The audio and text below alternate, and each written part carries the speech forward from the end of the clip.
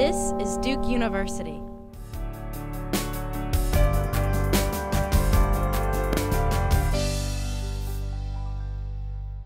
I think really the person who is really the jewel in the crown of Duke and China is Gao Xiqing. And Mr. Gao, come up and have a seat on the right, and I'll tell everybody a little about who you are.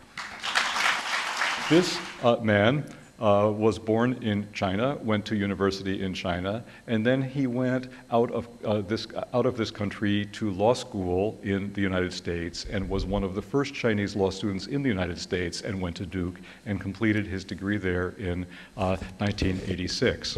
At that point, he went to work for a law firm, Mudrose, is that what it was? Yes. And so he worked, I think, in New York, at an American law firm. There he learned many cool American pastimes. He learned downhill skiing while working as a lawyer in New York. This is a good way to spend your time, I think. And he must have learned many other things because after a few years being employed in a law firm in America, he came back to China where he quickly had a succession of major roles. Institutions were just founded in this country in the last 20 years that were founded in America, in many cases, at the time of the Great Depression. And this person got to use his legal education to help create those institutions. He is one of the people who wrote the securities regulation of China that enabled the creation of the first stock exchanges. After that role, he then had a leadership role in managing the Social Security Fund of China. And most recently, he has become the president and chief investment officer of the China Investment Corporation. This led to him being referred to in the year of the economic downturn, 2008, as the $200 billion man. But probably, how many billions would it be now? 380? Now we call him the $380 billion man. So you have to figure this is a person who really occupies an almost unique position in the financial landscape of the world. Every time he walks out in public, someone wants to borrow $100 billion from him or have him invest. Many of you are founding your own companies, right? Why don't you approach him later on tonight? I'm sure he would like to be one of your angel investors.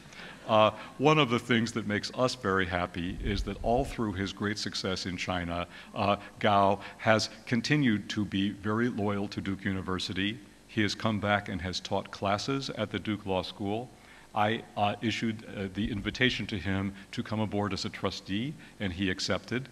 And in his role as trustee, he has been especially helpful in helping us manage the internationalization of Duke University. So please join me in welcoming Mr. Gao to this event.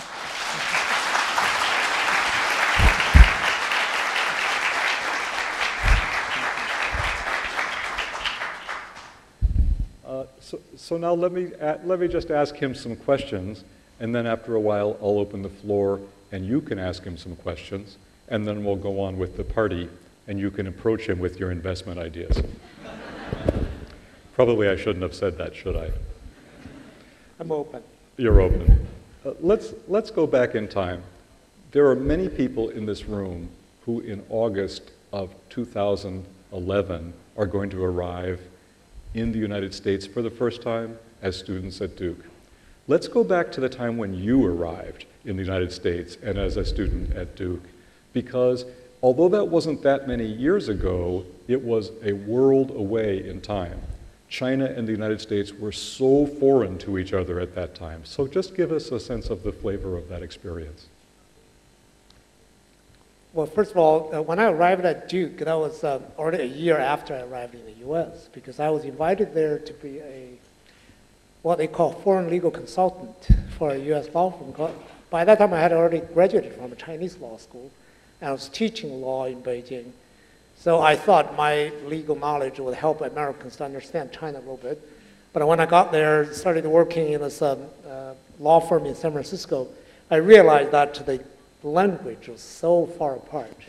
Typically in Hong Kong Chinese, they say, 鸡同鸭讲, the chicken talking to the duck.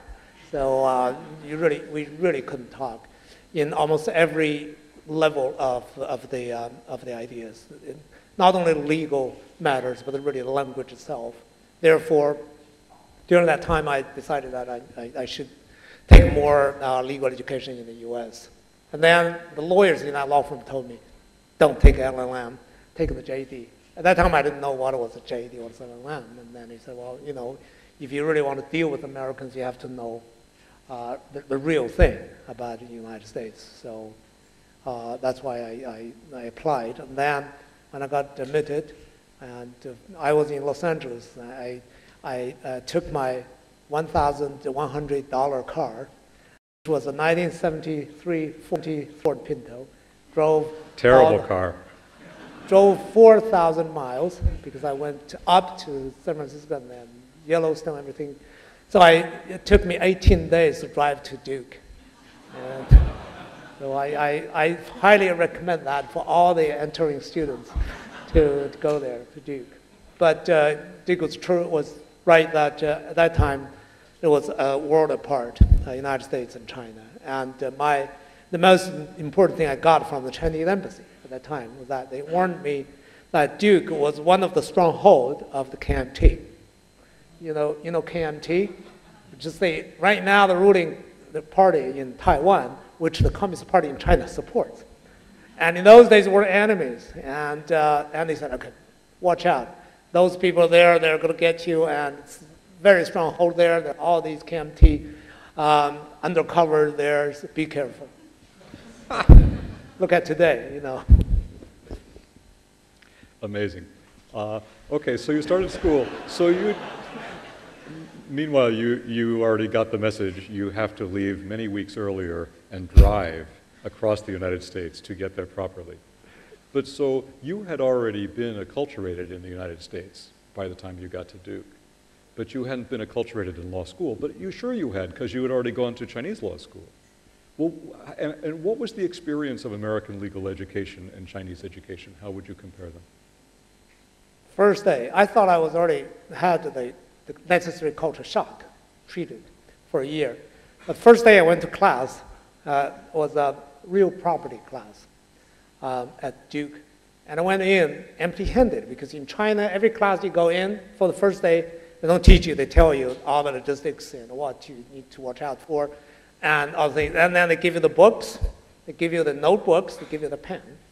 So I went in expecting these things. I look around, everyone had a huge 1,200-page textbook in front of them. Which they'd already read. Yeah, I thought, how come these people already knew it? And then, as soon as the professor came in, who was a North Carolina native, who spoke with a very heavy accent, and he talked for that whole hour. I came out and said, I don't know where my English was, because I didn't understand one word of it the whole time. Totally depressed. So I went up to him, I said, Professor, can I record your class? Why is that? I said, well, I didn't quite understand what you're saying, so I need to, well, if you think you have the time, you do that. So I immediately went to this place called the Best and bought a recorder, started recording.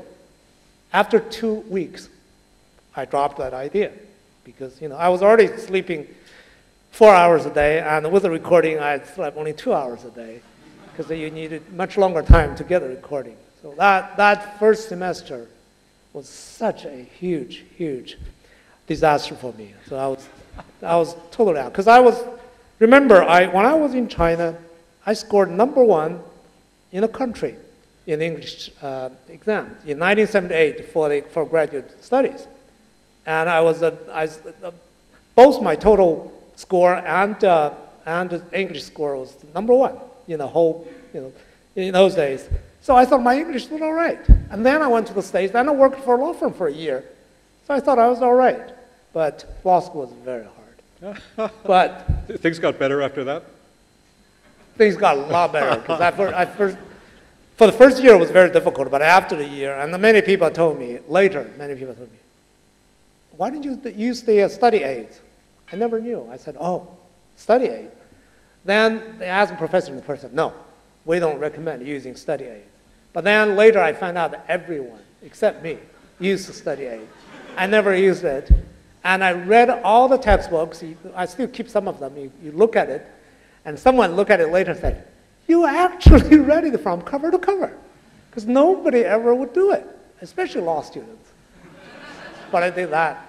So I think it's important. My wife went to law school, and I think she read all the books too. Okay, good. She and you have a lot in common. Good. So let's come forward a little bit.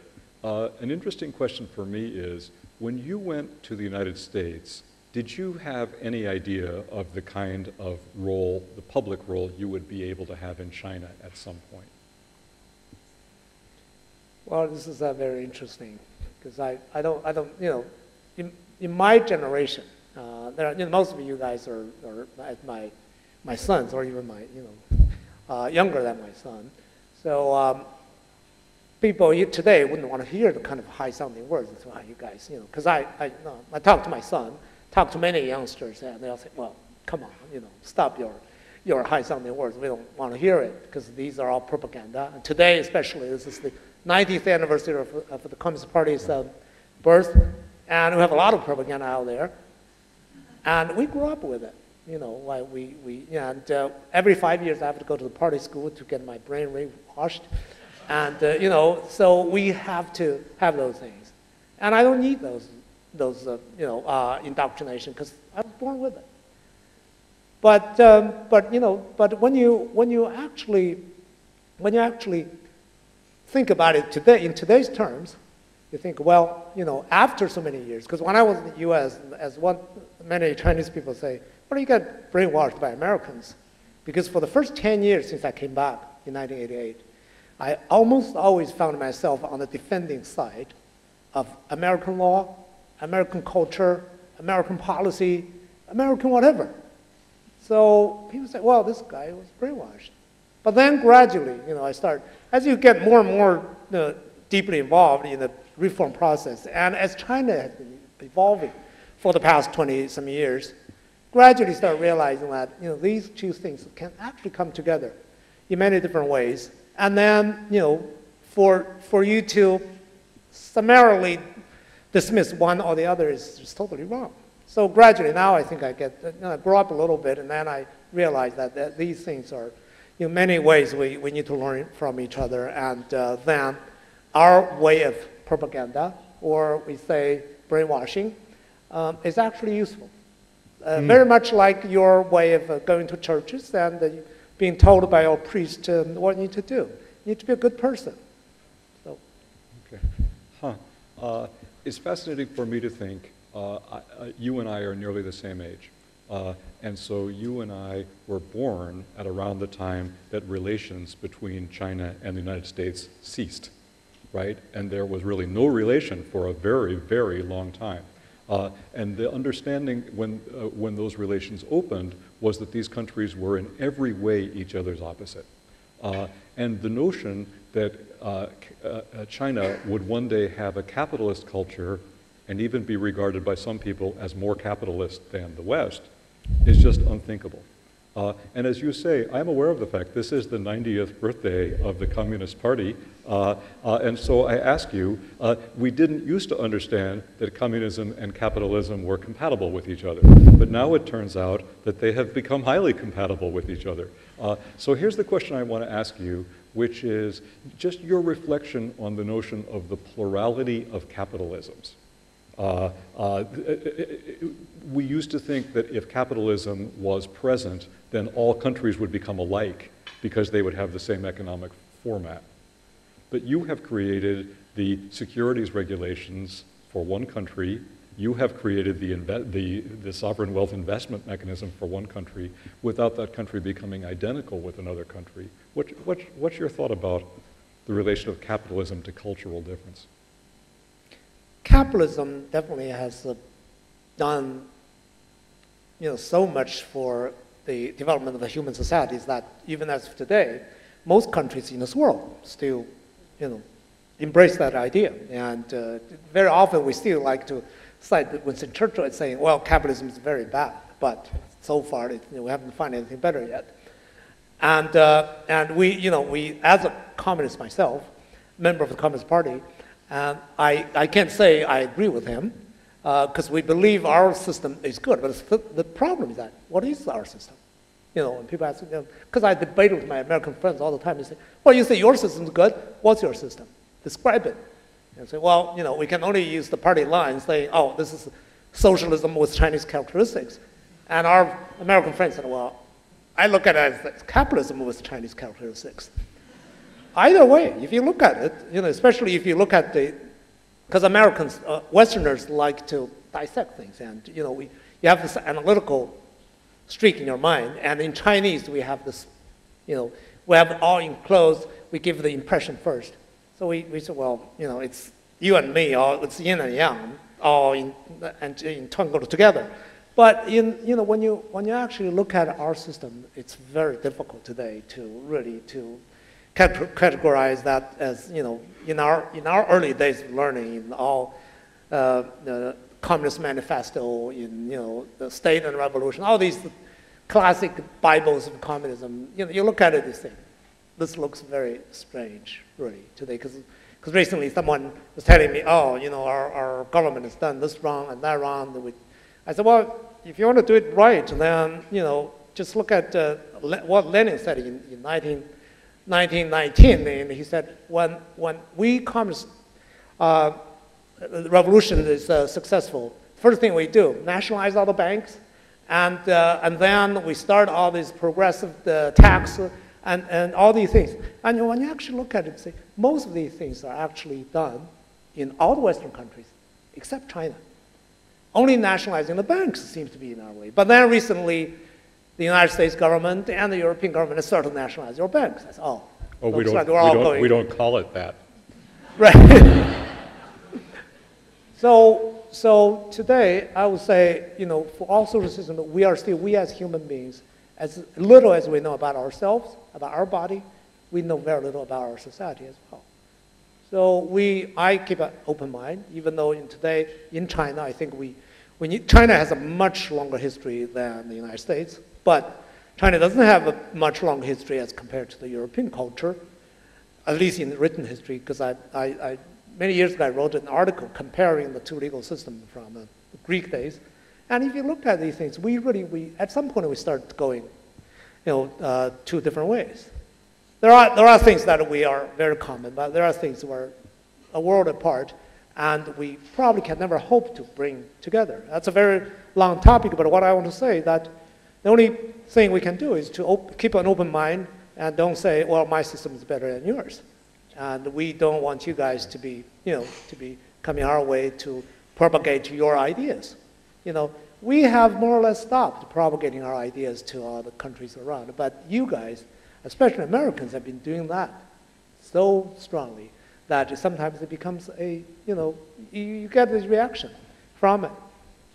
Mm-hmm. I thank you for answering my question so honestly. Let's go back to a moment I think it was November or December 2008. You came to Duke and spoke on a panel. This was in the middle of the meltdown of the Western economies, and it had not really reached its bottom yet at that point, if you'll remember. And you were on a panel with people. I remember who they were. Steve Schwarzman was one. I think John Canning was the other. And you gave your thought. You gave a very interesting talk, and it was very widely covered in the media at that time. Reflecting on the fact that China owns so much of the debt of the United States, you talked about whether this was sustainable. You spoke of one as a culture of savers. You have $380 billion in your sovereign wealth fund, whereas America at that point had a savings rate of, I believe, -1%. Isn't that right? A culture entirely based on consumption, indebtedness, spending more than you have, and that provides the source of economic vitality. And you raised the question, and it induced great alarm in the room, would a nation of savers be endlessly willing to buy the debt of a nation of spenders? Okay, now I ask you this question 3 years later. What would be your reflection on that, on that now? No, it's already, the part of the answer is already out there. As you guys, because at the time, many people debated with me as to whether or not the U.S. dollars would stay. And I remember right before, that was the time when Morgan Stanley almost died. I was in Aspen taking a conference, and Bill Clinton was in that conference, and he was talking. Then, then people asked questions as to whether or not the U.S. dollar was going to hold and everything. And he gave a long-winded answer, but in the end, I forgot the rest of it, but in the end he said, look, throughout history, whoever bets against U.S. dollars lose. So he said, don't bet against dollars. And I took that, that stuck in my head. I was very impressed, but at the same time, I took that with great doubt. And now, today, you look at it. At that time, if you look at the dollar index, this is about 10% off from them, and still going down. You can say the U.S., Americans will say, well, don't worry about it, because to look at the euros, if we go down, they go down, so what else can you do? You can't go buy Zimbabwe dollars, right? I have a note, a present from a friend to give to my son with 1 15 zeros dollar note. And that's worth about $1. And you can buy that. And you can get Korean won. So this in some way it holds water. It says, well, even if the U.S. dollar is going down, even if Americans don't save money, then you have to invest there. You have no choice. But look, things are gradually changing, because in the long run, when you actually look at it, you think that doesn't work. Americans know it. So now, today you look at American savings rate, it's much better than that. Right. Today I think it's still more than 5%. It's going up and down, but definitely positive now. China, of course, is about 40-some%, which is not healthy either. That's right. So the two cultures become some sort of we become this, how do we, I don't know how to express it in English, but in Chinese, they become the yuanjia. On the one hand, you can't really live with the person, but you can't really leave the person. It's like in marriage. So, you hate her, but you love her, so you stay together. You get used to it. That's what's happening. We've bought now between the sovereign wealth fund, our central bank, and all the major banks, we have way over $1 trillion US dollars as US bonds, T-bonds. And that, of course, is a big part of the US dollars. And some people say, well, if I hear it from both sides. Some American congressmen say, well, this is a big threat to us. If they sell it, then we're going to be in big trouble. And then we have all these people in China who says, this is a big threat to us. If Americans decide to do something now, the whole $1 trillion will all be gone. What do we do? And people are going to ask who is responsible for that. So it becomes what we call the 恐怖平衡. It's a mutual deterrence of terror. You can't really leave each other. But in the long run, it's just in the past 3 years, looking at US dollars in comparison to not only to Chinese yuan, to all the major, major resources currencies like rubles or Australian dollars, but also the most indicative thing is the price of gold. I still remember just 2 years ago when I proposed to our investment committee at a time when gold price was $710 each ounce. I said, well, we should buy some gold. And then everyone, we have a committee of 11 people, but then we have about 20 MDs present, and they all said, no, gold has never been a good means of investment because it's so volatile and it doesn't have intrinsic value and all these things. I said, look, looks like the Americans are not going to be responsible enough for their dollars. And looks like the euros would have some problems, so why don't we do something, at least buy some? And then, then the committee, just voted down. Then it came out, one of our MDs came to my office and said, Mr. Gao, please next time don't say things like that, because you look ridiculous. I said, why? He said, gold has never been a viable means of investment. You hear that. Don't do that anymore. I said, okay, okay. I felt very humbled and said, okay, I won't say that again. After a few months, gold became 950. And then it came down, and at one point it came down to about 900. I raised that again. I said, no, I feel very nervous about it. Just look at possible inflation and all these things. And they are not going to be, because it makes every sense for, if I were the president of the United States, I would try to inflate our own debt away because, what else can I do? Our people don't want to save money, and our military wants to buy more weapon, and all our people, we want to live a good life. So why should we, pay back the real money to the Chinese or the Japanese or the Germans for their money? So I raised that again this time. I had a few more sympathetic years. So in the end, we made a decision to buy some gold. We bought some tons of gold at the price, average price of 898. Today's price, for those of you who don't know, 1,524, I think, today, around that price. Boy. That's one of the better investments we've had. I wish I'd bought some tons of gold.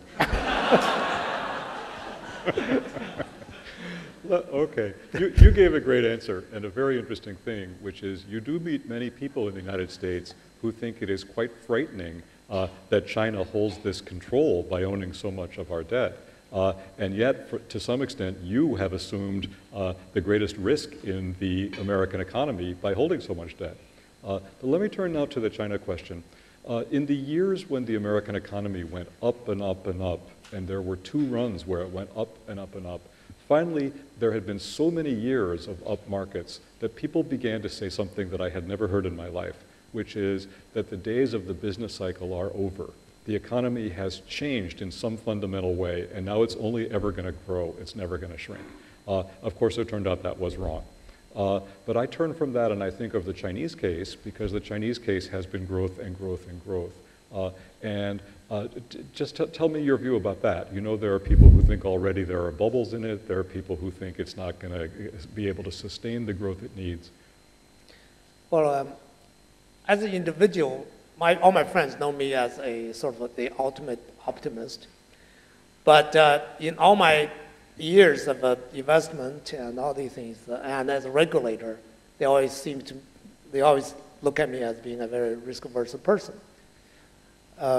Simply because when I look at things, because I think my problem is that I've studied too much history. I started studying history when I was very young, because in those days, during the Cultural Revolution, we had nothing else to learn. And I only had many old books at home. And when my father was in jail, I was reading all old books. So somehow I always look things in 1,000 years or 2,000 years. And my conclusion of that is that you can never underestimate the human stupidity. And we always repeat our own mistakes. So because of that, I think when you see a seemingly endless upsurge, and it's never that way. And at some point, it's definitely going down. And our economy would definitely fit into that pattern. The question is, of course, where and how, hard landing or soft landing. And just look at the way we do things. In the past 20, 30 years, we've been just going too fast, almost way too fast, neck-breaking speed. But today, if you look back at the past few years of the central government policy and these things, at least to a large extent, if you read all the Communist Party documents and all these government policies, at least on surface, these things all seem to be right. They're all saying, well, we need to do this, we need to bring it back, or we need to come down with it. But the problem is how your system is going to deal with it, and how you actually implement your strategic thinking. That's our big problem. Sure.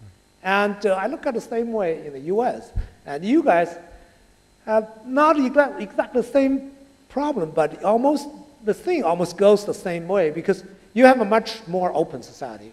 You have all these people debating. And in our system, you don't hear the debating, because we have a lot of debaters all behind the door. We don't publicize our debating process. So you only hear the party line. But in your way, we hear everything, but eventually we get confused. Because for many years I've been studying American economics, and you see some sort of main theme, but now there's no longer a main theme.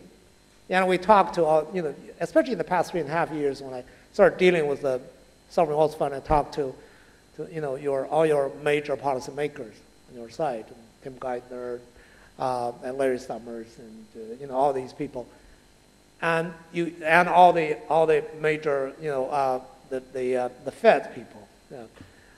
Because in our country, you hear from Zhou Xiaochuan, our central banker, and he would say one thing, that's the standard line. But when you hear something from Bernanke, then you talk to all the other 12 chairmen of the Fed in different districts, and people all talk differently. Mm-hmm. That's our biggest problem. So you don't know which one you listen to. That's right. And that's how other people get confused. So therefore, in your actual implementation of these things, when you at one particular point you think, well, it looks like a very effective, you're doing one thing, and it's very much like Western medicine. You put your lens in and you get this tumor out, and that's it. But in our system, ours is a Chinese medicine. We have a big potpourri of herbs, and we mix it together, and we start cooking it, and do that, and add this, and then detract that, and we start drinking very bitter taste. But it doesn't seem to show the effect until many months after. And then the Western doctors say, well, in fact, if you didn't take that after so many months, your sickness is gone anyway. So we don't know what is the exact answer. But I am, to have a short answer to this, I'm nervous about the way we do our economy. And when I look at the Western economy, look at the European economy, I don't feel, I'm not the most jubilant person here. Let me ask you one last question, and then maybe we'll take 2 or 3 questions from the floor. The success of the modern economy in both the US and China and around the world has brought about an unimaginable interconnection of educational systems. You were a great rarity when you came from China to the United States to study. And actually 5 years before you would have really been a rarity, right? The first person I knew from China who came to the United States to study would have been maybe 1979. I don't think there's anyone much earlier than that. Now we have, 40 students, 20 of them in this room who are coming as freshmen alone, let alone the students who come in law and business and in all the other schools that we have represented here. Tell me, we've talked mostly about the interconnection of economies. I would just be interested in your reflecting a little on the interconnection of educational systems, or what the sort of value or payoff of international perspective in education is. I think this is about the single most important thing for the relationship of our 2 countries. Because if you, as I said earlier, if you look at the 2 governments, you could, especially if you hear the military leaders and all these people, political leaders talk, they always seem to have all these things that the chicken talking to the duck, sort of thing. But more and more, when you actually come down to the grassroots level, to the educational level, to the intellectual level, over the past 20-some years, I think it's 29 years since I went to the U.S., and you see so much more interaction, and so many more people becoming much more open-minded to the other side's story, to the other side's ideas. And that would greatly reduce the possibility of fighting, the possibility of tension and these things, and people start to think differently. And I say that much more in my case and much more on the Chinese side, because our country was a lot more closed in those days. Mm-hmm. Today, China is, I would say, at least on this level, as open as anyone else. It's probably more open than most countries we talk about, even in the United States, because when I talk to your media, and when they say, I said, look, our media is more free than yours, because they publish anything, including slander and libel and these things, and don't get punished. But But in your country, people have some sort of mainstream thinking. And very often I'll be almost surprised as to how gung-ho Americans are about fighting. At least now, for Afghanistan, for Libya, I'm not sure. But I still remember when George W.H. Started his war against Libya the first time, and that was in 1985.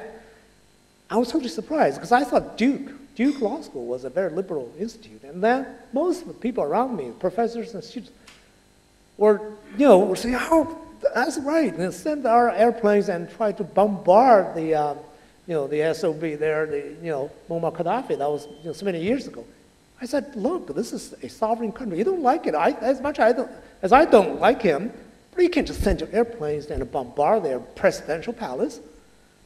But today, you look at, Americans are so much more open-minded, at least in that regard. You hear, you get open media anyway, but the opinion is no longer like 90% on one side and 10%. You have almost 50-50. China, if you really open it, you'll see that as well. So I think it's a great thing that our young people are going abroad, studying, and people on the senior level. The Chinese Communist Party HR, this is the Zhongzubu, the organization ministry, has been doing this with Duke, with Yale, with Chicago, with several major American educational institutions to send our middle-level cadres. These are, people who are, next step would be, going up to the minister level to these schools to study.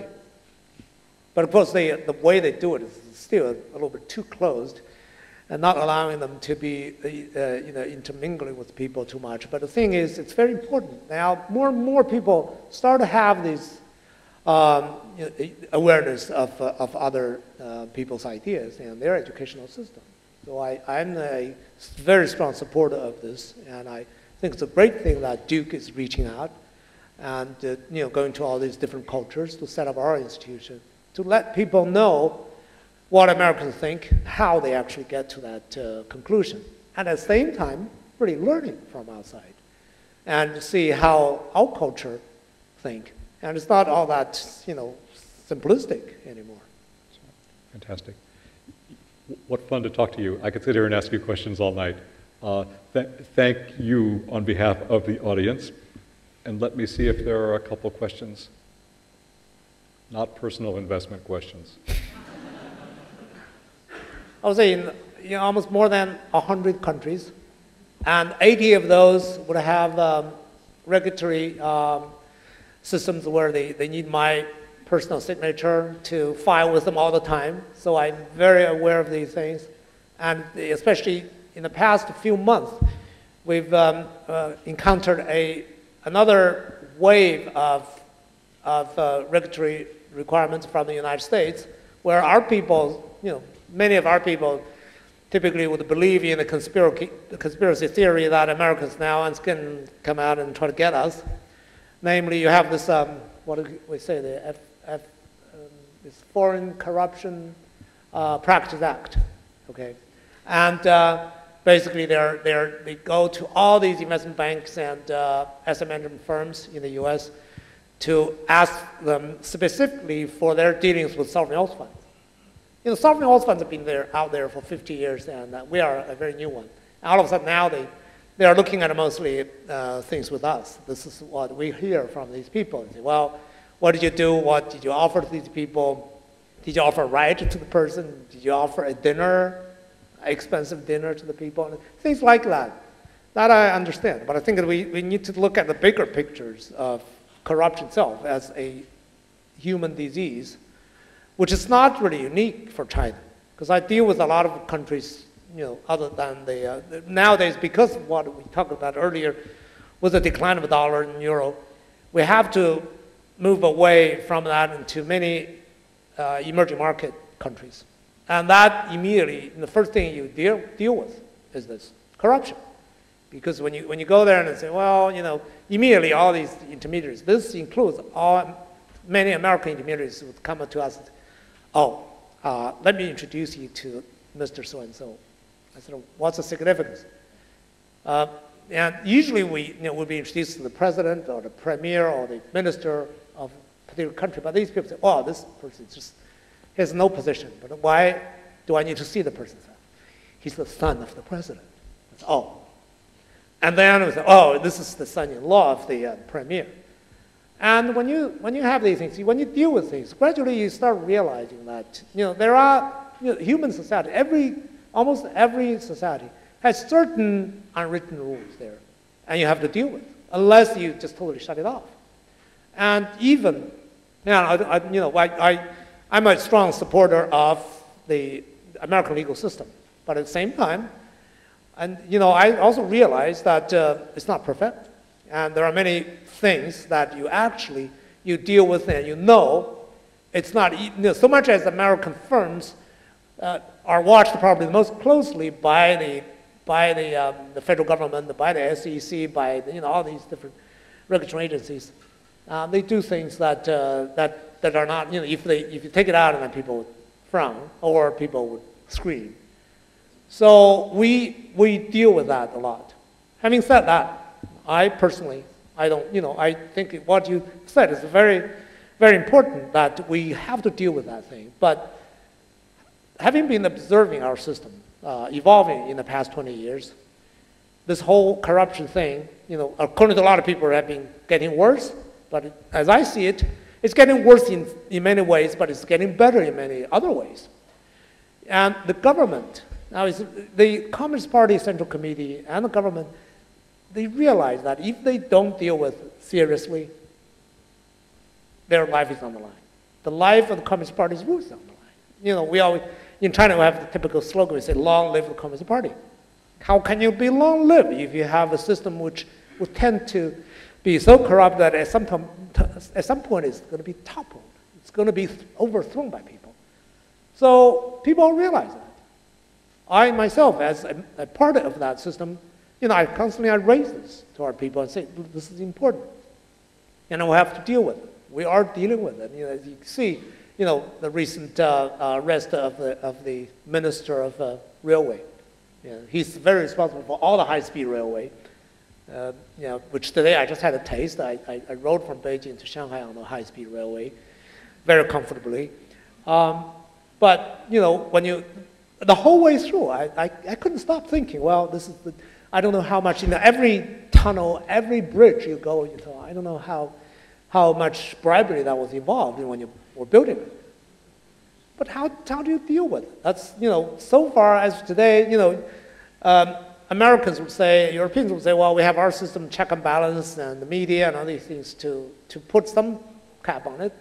And in our system, say, well, we have our way of dealing with it. Some people tried to deal with these things over in history. Every time that's a reform, in the end of the reformer, this is what people warned me. They say, look at history. Wang Anshi and whoever, all these people, 1,000 years old history. And in the end, they all get Shangyang. This is about 2,000 years old. And his whole family got executed. And then this guy, he got tied up to 5 horses and got totally ripped apart. And this country, you need to try to deal with it at the same time. You don't just go in and all of a sudden just kill everyone and think that you can deal with it. The most severe punishment of corruption in Chinese history as a system was by Zhu Yuanzhang. This is the first emperor of the Ming Dynasty. And the Ming Dynasty today comes down to history as the most corrupt dynasty in Chinese history. The whole 260 years of Ming system, in the end, was just totally corrupt.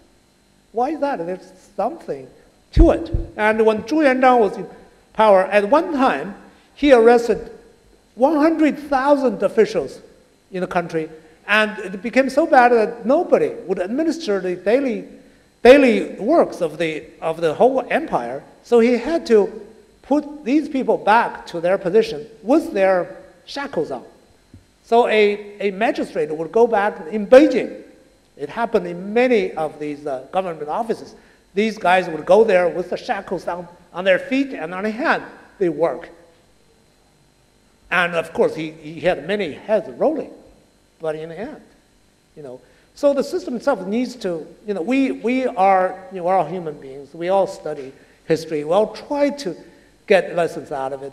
So far, we haven't had the best thing, but I think at least today, you no longer have one emperor sitting on top, deciding on everyone else's fate.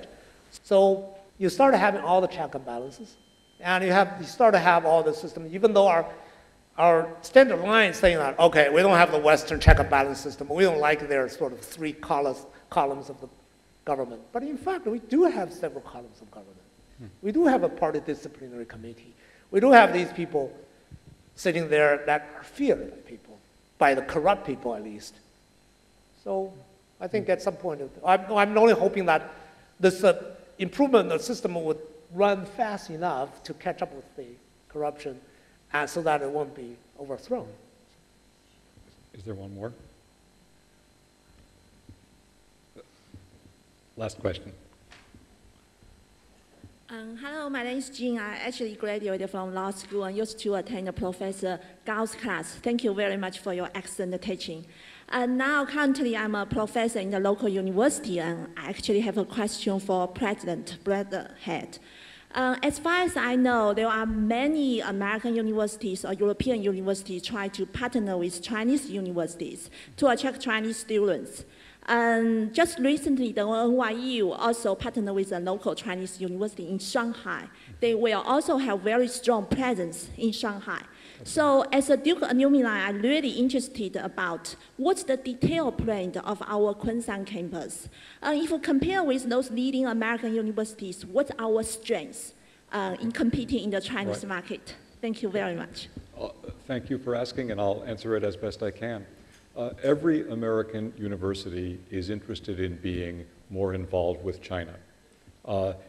Most American universities draw students from China. Many American university faculty have collaborations with people in China because most subjects nowadays need to be studied across national boundaries, and so that just makes sense. I think many American universities are scratching their heads and trying to figure out how to be more deeply present in China. More than one university is about to open a conference center in China. You know that Chicago is about to do that. You know that Harvard is about to do that. But I do think that, to the best of my knowledge, Duke and NYU will be the ones that have the fullest presence when they open. I do think, though, we've taken quite different approaches. NYU is going to bring a 4-year undergraduate program in partnership with East China Normal University. Is that not right? Our thought is that's not where we would start. We don't ever want to put the Duke name on something that doesn't have the same quality that we would regard as given by our university at home. The very hardest thing for a university to replicate is its undergraduate experience. After all, at Duke, an undergraduate has courses from 1,000 faculty members. They have thousands of extracurricular activities, all the people who are your classmates. It's all those things together that deliver the richness of an undergraduate program. So it's a very hard thing to replicate. So we have decided to start with graduate offerings. At Kunshan, we will be offering executive MBA classes, our existing Gemba program, and actually the man who asked the question about corruption is a graduate of our Gemba program. Is this not true? It is, it's true, it's true. So we'll be having programs that are already international will have their Chinese sessions take place there. It's our thought we will also be offering, in the first instance, we're thinking a 1-year degree program offered by the Fuqua School of Business. And we're also looking for the early offerings to include things in global health. And then we hope it will soon be the case, since we have such an excellent environment school and environmental issues are so important in China, that we would also have environmental offerings soon. We will have, I think, undergraduate offerings in the first instance, but it won't be a full degree program. What we're thinking is that we would offer very interesting courses that would bring students together from Chinese and American universities and possibly from other Asian universities to study together, which would be a wonderful place to sort of learn how to cross mental boundaries with other students. And our thought is, let's start a program, an ambitious program. Let's start a program. We'll have research centers. We'll also have this much teaching. We'll have degree programs. We'll start, and then we'll see from the first step what the best next step would be. I have often said, when I first came to China, everywhere I went, someone said the same line for me, which is, a journey of 1,000 miles starts with a single step. But I have now said, after negotiating this deal in China for a year and a half, a journey that starts with a single step still needs many further steps before you get anywhere. We are eager to we're about to take a big step, and after that we will then take the further steps that follow from it. But I think it's an important thing. Let me turn back to my guest. I'll say two things to conclude. This man agreed to fly from Beijing to Shanghai today to be at this event. But when he heard that there might be bad weather that might cause his flight to be delayed, he got a ticket on the first day of the running of the fast train. And after he got on the train, he learned that his flight had in fact been canceled. Okay? So you are a person who has made heroic efforts to be with us, and such a fantastically interesting talk you've given. But I would just conclude by saying this. You came to Duke in, what, 1983? Yeah. You came to Duke in 1983. You were a young person with ambitions and dreams and a hope that education would be the door to reach those dreams. And what a great life you have led and still have ahead of you. I look at the people who are coming now to our school, and I wish that their education will be as enriching for opportunities in their lives and the lives of their time as yours has been for you. Thank you so much, Mr. Gao. Thank you. Produced by Duke University. Online at duke.edu.